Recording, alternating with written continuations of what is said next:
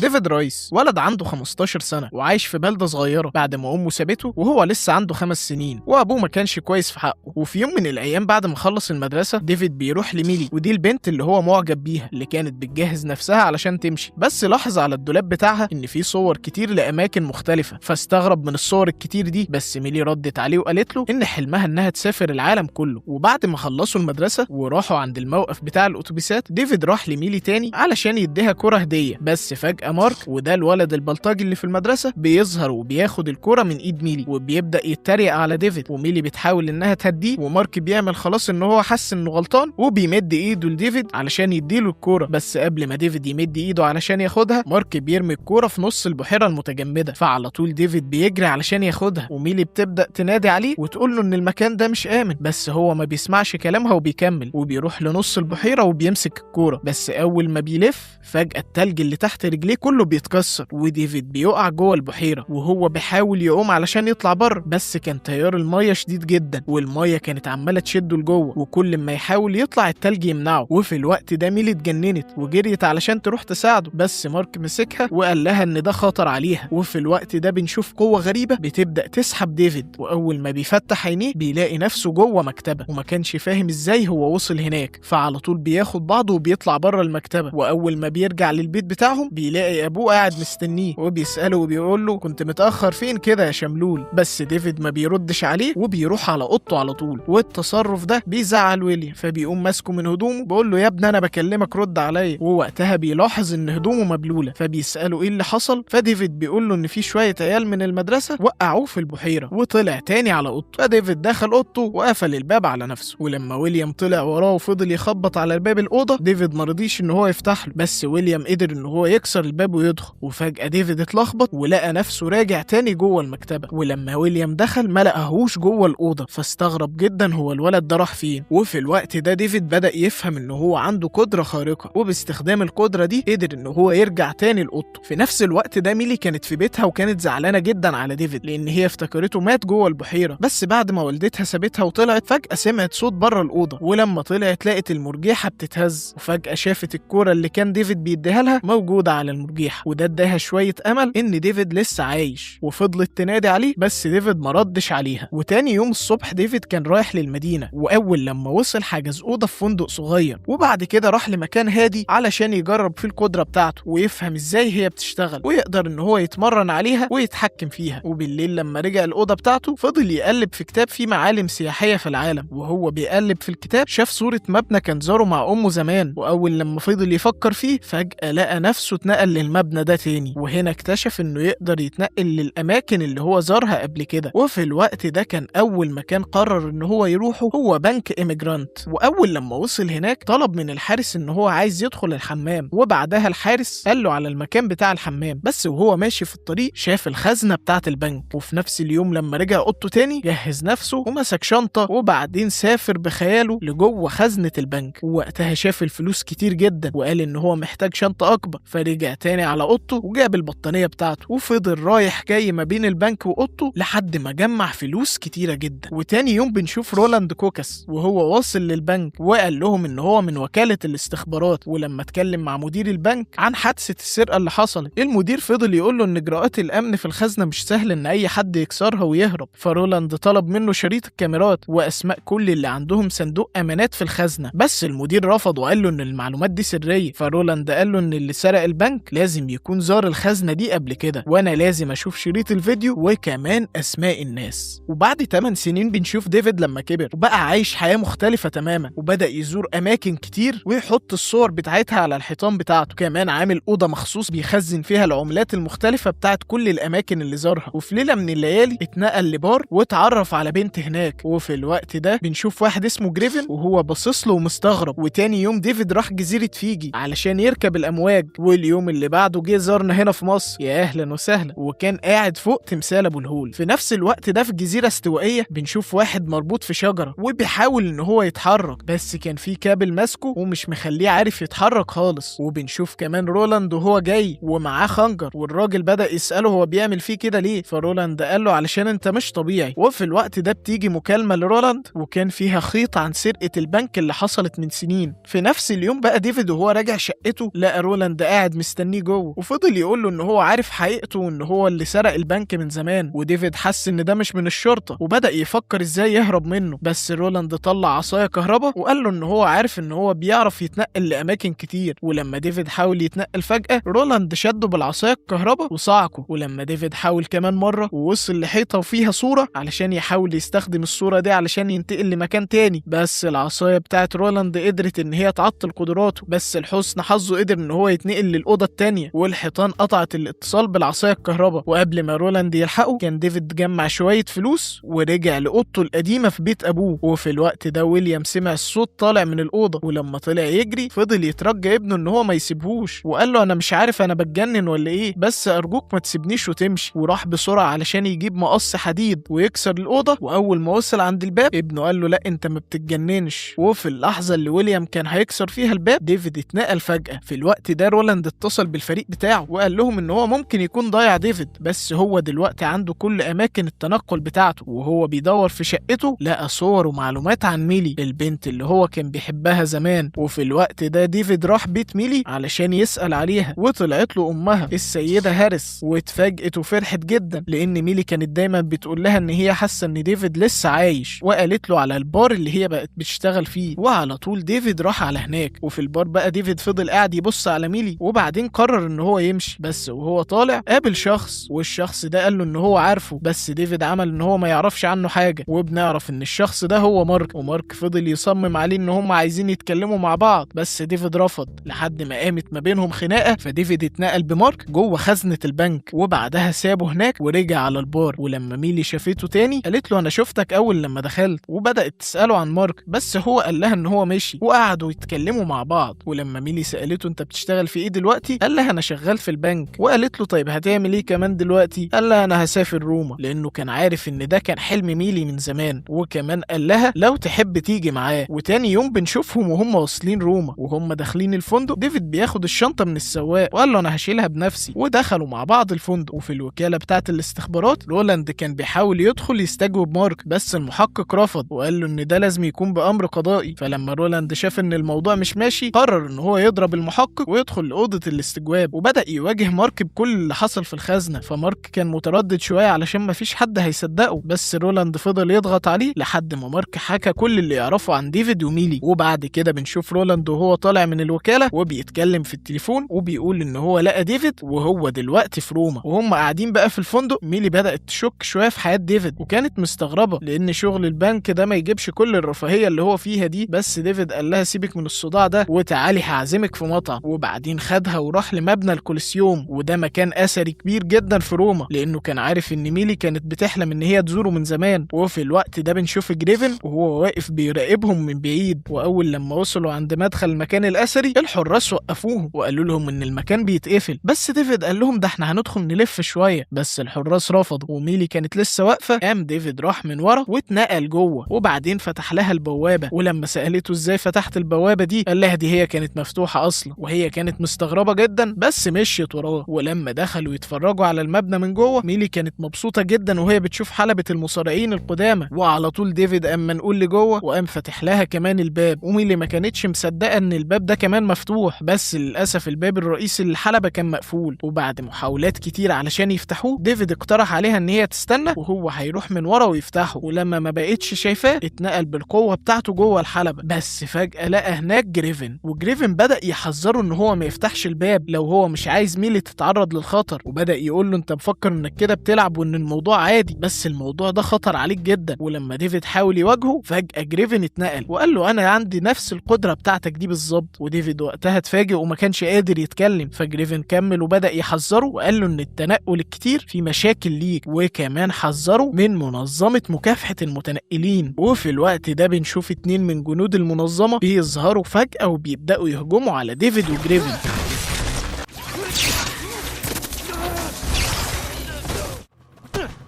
Who are these people? Paladins? Paladins kill jumpers? Polizia! Polizia! Polizia!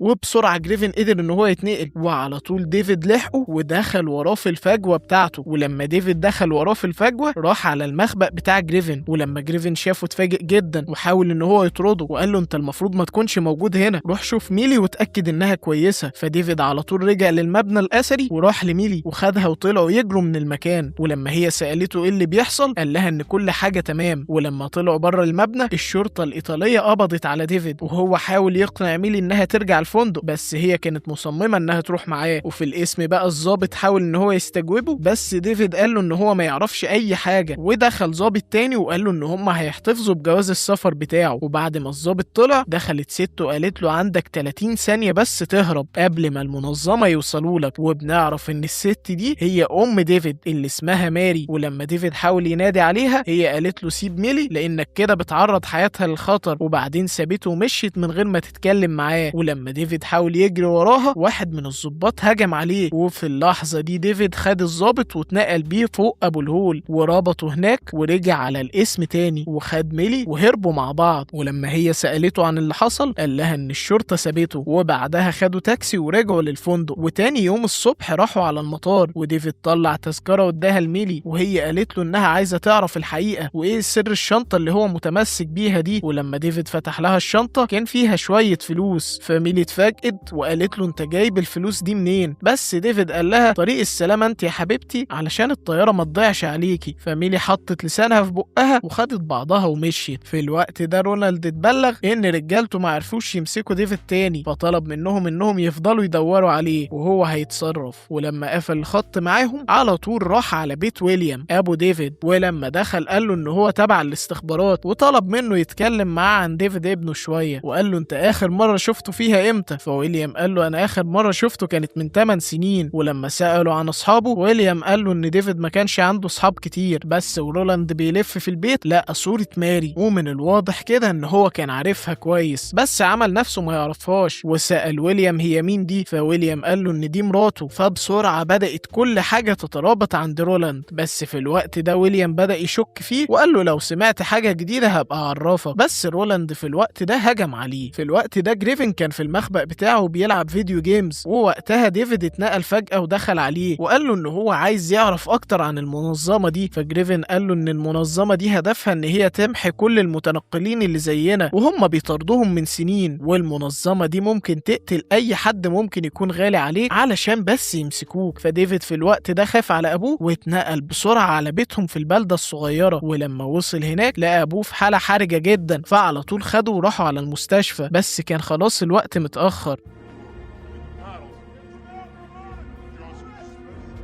فبعد كده راح للسجن اللي مارك كان فيه، وبعدها واجهه وهدده وقال له لو ما قلتليش على كل حاجة انت قلتها انا هرميك من فوق جبل ايفرست. فمارك من خوفه قال له انا قلت كل حاجة. فديفيد اتعصب جدا ورجع للمخبأ بتاع جريفن علشان يعرض عليه ان هو يساعده. فجريفن حاول يقنعه ان رولاند مش مستاهل وانه هيقدر يتعامل معاه لوحده، بس ديفيد اقترح عليه ان هم يتعاونوا. فجريفن اتضايق وقال له اتكل على الله وسابه ومشي. بس ديفيد لحقه وراحوا على شوارع طوكيو، وفضل برضه يحاول ان هو يقنع فيه. وفي وسط كلامهم عرف ان جريفن بدأ يتنقل وهو عنده 5 سنين، وديفيد قال له ان هو لازم يلحق الطيارة بتاعت ميلي لما تنزل، وقال له ساعدني بس المرة دي وبعدها هنتفرق. فجريفن وافق وفجأة اتنقل للمطار وديفيد لحقه. ولما وصلوا هناك عرفوا ان الطيارة بتاعت ميلي كانت لسه هابطة من ساعة. فجريفن قال له روح دور عليها وبعدين ابقى قابلني في المخبأ وانا هروح اجهز نفسي. فديفيد على طول اتنقل للبار اللي ميلي كانت شغالة فيه، بس زميلتها هناك قالت له انها ما تعرفش عنها اي حاجة، وقالت له كمان ان رولاند كان هنا ومشي من شوية. فديفيد خاف وطلع بسرعة واختفى، وعلى طول راح لشقة ميلي، ولحسن حظه لقاها هناك وكويسة. بس ميلي اتخضت جدا لانها ما كانتش عارفة هو ازاي دخل الشقة، فهو فضل يقنعها ان هي تروح معاه. فميلي زهقت منه وفتحت الباب وطلبت منه ان هو يمشي، بس هو رفض ان هو يمشي من غيرها. فهي فضلت تصر عليه انها لازم تعرف الحقيقة، فهو اضطر ان هو يعترف لها بكل حاجة. وبعدين اتنقل قدامها، فميلي خافت وحاولت انها تهرب، بس ديفيد مسكها واتنقل بيها للمخبأ بتاع جريفن.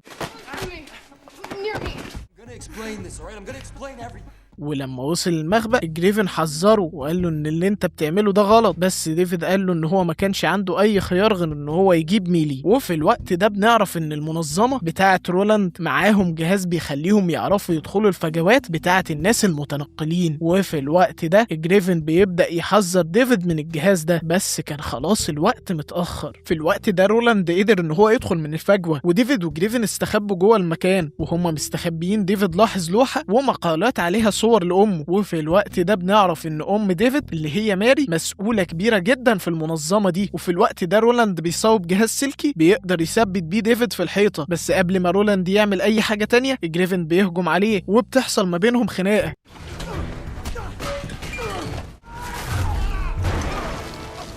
وفي الوقت ده ميلي بترجع المخبأ وبتلاقي ديفيد مربوط في الحيطة، وديفيد بيقول لها تهرب بس هي ما بتسمعش الكلام. وفي الوقت ده جريفن بيقدر ان هو يهاجم بهجوم ناري على رولاند ورجالته وبيطيرهم بره الفجوة وبيدخلوا على شقة ميلي، وجريفن بيروح وراهم وبيحصل ما بينهم قتال شرس جدا. وفي المخبأ ميلي بتساعد ديفيد ان هو ينزل وبتترجى ان هو يسيبها في حالها ويرجعها البيت، وديفيد بيوافق. بس فجأة جريفن بيرجع للمخبأ وبيقول ان هو حبس رولاند هناك وخد الجهاز بتاعهم. وفي اللحظة دي في سلك بيطلع من الفجوة وبيشد ميلي من خلاله، وديفيد وجريفن بيكونوا متفاجئين جدا. وفي الوقت ده رولاند بيربط ميلي في الشقة بتاعتها علشان يستخدمها كطعم، علشان هم عارفين ان ديفيد وجريفن هيجوا عشانها. وفي المخبأ بقى جريفن كان مجهز قنبلة علشان يفجر بيها شقة ميلي، بس ديفيد بيرفض لان ميلي هتكون ضحية. وجريفن بيرد عليه ويقول له ان احنا لازم نضحي بأي حاجة. ومن الرعب اللي كان فيه ديفيد بيخطف الجهاز بتاع التفجير من جريفن وبيتنقل بيه، وبتحصل مطاردة ما بينهم من روما لمصر المدن كتير، والخناقة بتاعتهم دي بتخلص في الشيشان لما ديفيد بيحاصر جريفن بكابلات كهرباء وبيقدر ان هو يمنعه من التنقل. وجريفن بيحاول يقنعه انه يفكه بس ديفيد بيرفض، وجريفن بيحذره انه لو رجع لوحده مش هيطلع حي. وديفيد بيفك الجهاز بتاع التفجير وبيتنقل على طول لشقة ميلي، وهناك بيلاقي نفسه في فخ رولاند وبيقدر ان هو يثبته في الحيطة تاني. ولما هو يحاول يتنقل التنقل بتاعه ده بيرجع عليه وبيخرب الشقة. وفي الوقت ده ديفيد بيتنقل بجزء كبير من الشقة للبحيرة اللي في البلدة بتاعتهم، وبعدين بيتنقل بيها للمكتبة. ورولاند كان لسه موجود وبيحاول يهاجمهم، بس ديفيد بيتنقل بميلي لممر في المكتبة وقال لها خليكي هنا. ورولاند في الوقت ده بيقول لديفيد ان هو معجب بالقوة بتاعته، بس في الوقت ده ديفيد بيهجم عليه وبيتنقل بيه الكهف وبيسيبه هناك وبيرجع لميلي. ولما رولاند حاول ان هو يطلع من الكهف لقى نفسه جوه صحراء كبيرة جدا. وبعد كام يوم ديفيد بيلاقي امه، ولما بيوصل البيت هناك بنت صغيرة بتفتح الباب وبعدها ماري بتطلع فجأة، ولما بتشوفه بتقول لبنتها تسيبهم لوحدهم شوية. وبعدين قالت له انه المفروض ما يكونش هنا، بس ديفيد قال لها انه ما كانش سهل انه يلاقيها، وقال لها ان جيت اتاكد انك فعلا من المنظمة دي. فماري اكدت له الكلام بتاعه وقالت له ان اول مرة هو يتنقل فيها كان وهو عنده 5 سنين، وقالت له ساعتها كان عندي خيارين، يا اما اقتلك او اسيبك، بس اخترت ان اسيبك علشان عايز احميك. فديفيد قرب منها وقال لها طيب ايه اللي هيحصل دلوقتي؟ فماري قالت له انا هديلك فرصة تهرب علشان انا بحبك. وبعدها حضنته وفتحت له الباب وسابته يمشي. ولما ديفيد طلع بره لقى ميري مستنياه، ولما قرب منها هي اتاكدت ان هو كويس وقالت له عايزه نروح مكان دافي علشان المكان هنا صعب جدا. فديفيد سالها قال لها عايزه تروحي فين؟ فهي قالت له فاجئني. فديفيد مسك ايديها واتنقلوا مع بعض. وبكده الفيلم بتاعنا بيخلص لسهره النهارده. كلمه اخيره بقى ليك عزيزي المشاهد اللذيذ، احنا فعلا بنتعب علشان نعمل لك المحتوى ده، فيا ريت ما تبخلش علينا باللايك والاشتراك بتوعك، واكتب لنا في الكومنتس تحب تسمع ملخص الحلقه الجايه. وبس كده نشوفكم على خير، سلام.